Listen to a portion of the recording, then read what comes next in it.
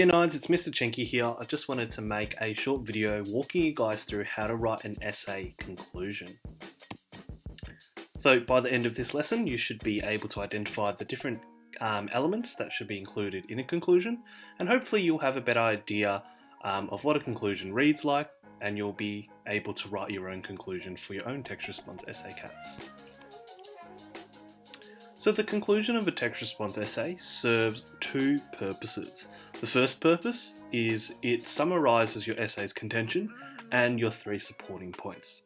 So remember, your essay's contention is your main point of view or your interpretation of the topic, and your three supporting points are essentially the topic sentences or the main ideas for each of your three body paragraphs. The second purpose of the essay conclusion is for you to state a universal big picture message. And we'll talk a little bit about what that means in a moment. There's no strict word limit on how long or how short a conclusion should be, but I think anywhere between 100 to 150 words is probably what most students will be producing.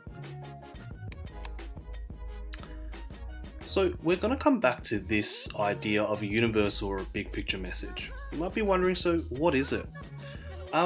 Essentially, a universal or big picture message is very closely related to the concept that we've been learning in class of authorial intent.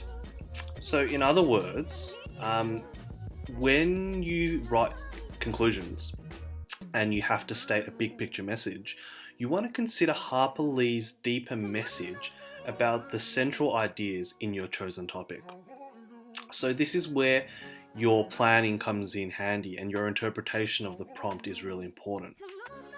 You have to identify the key ideas or the key themes in your topic. So is your topic one about prejudice? Is it about a specific type of prejudice like racism?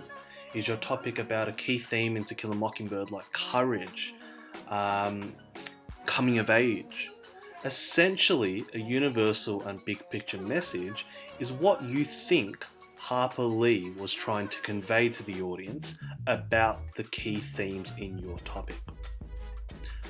So you may want to use some of these sentence starters when you're writing your big picture message. So in essence, Harper Lee's To Kill a Mockingbird is a story about, fill in the blanks, or ultimately Harper Lee reveals, highlights, elucidates, fill in that sentence.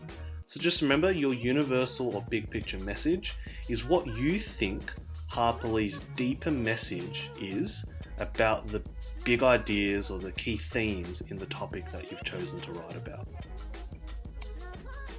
So here's a worked example. So this is a conclusion that I've wrote in response to the prompt that we've been looking at in class over the last week. So I hope and I pray I can get Gem and Scout through it without catching Macomb's usual disease. The question, in what ways is To Kill a Mockingbird a story about prejudice? So in other words, how is To Kill a Mockingbird a story about prejudice? So we know that in a conclusion, you need to restate your contention, restate your three supporting points or the three topic sentences for each of your three body paragraphs, and you want to end your conclusion with a universal big picture message. So I'm going to read through this conclusion with you guys. Notice that I've color coded it in regards to the essential elements of a conclusion. So red is for contention, blue is for signposting / your three supporting arguments, and yellow is for the universal big picture message. So I'm going to read through this with you guys, and then we'll have a little bit of a chat about how I've structured it. So in essence, To Kill a Mockingbird is a story about the devastating consequences that prejudice and discrimination have on oppressed individuals and communities. So I've started off this conclusion with my contention, but I've restated it a little bit from the introduction. Then I move into my supporting points in blue. So I've said Lee reveals the structural racism that pervades Macomb and the injustices it causes, illustrated through the trial and tragic death of Tom Robinson. Furthermore, Scout has sexist constructs and restrictive ideas of femininity enforced upon her. So essentially, those two sentences in blue there are my topic sentence for paragraph 1, which hypothetically, if I was to write a full essay on this topic, would be about racism in Macomb and the injustices it causes, using Tom Robinson as as my central piece of evidence. And my second sentence in blue there would be the topic sentence, but reworded for my second body paragraph about sexism. And then I've moved back to red. This is the second half of my contention. So I've said, nevertheless, Lee presents empathy as a panacea or a cure for prejudice. As Scout learns, through her experiences of Boo Radley, that the only way to overcome one's prejudices is by understanding life from other people's perspectives. And then we finish off with our universal big picture message in yellow. So this is what I think Harper Lee's deeper message is about prejudice. And this is how I think she's tried to explore prejudice in To Kill a Mockingbird.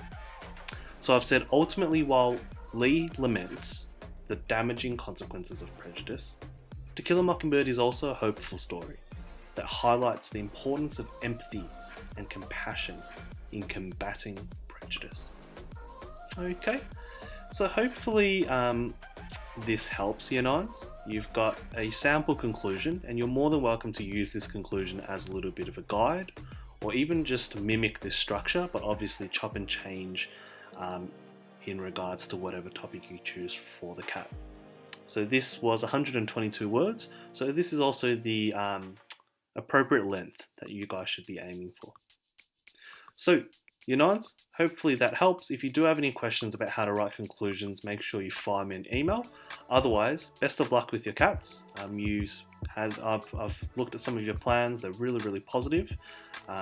Make sure you're working on the essay if need be over the weekend. Otherwise, I'll see you guys next week when we'll begin writing our text response essays. Thanks, guys.